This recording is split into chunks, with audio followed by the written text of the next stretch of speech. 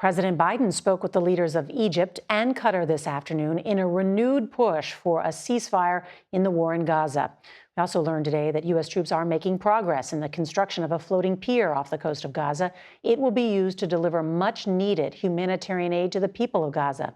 Meanwhile, as Israel weighs invading Rafah, a deadly airstrike hit the city where more than 1 million Palestinians are sheltering.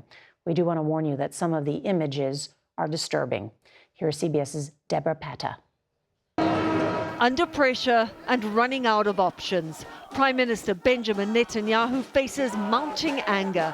Protests have ramped up on the streets of Israel with a vengeance, demanding he make a deal to bring those in captivity home, whatever the price. But hardliners in Netanyahu's ruling coalition say his job is on the line if he delays a Rafah invasion and negotiates with Hamas. His choice is stark: press ahead with Rafah or free the hostages, some of whom recently appeared in Hamas propaganda videos.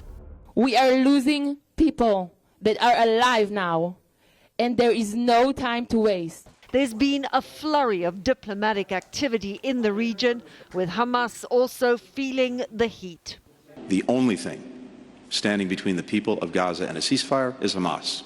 But once again, the Secretary of State made it very clear, without a plan to protect civilians, the U.S. does not support a Rafah offensive, saying the terrible suffering in Gaza must end.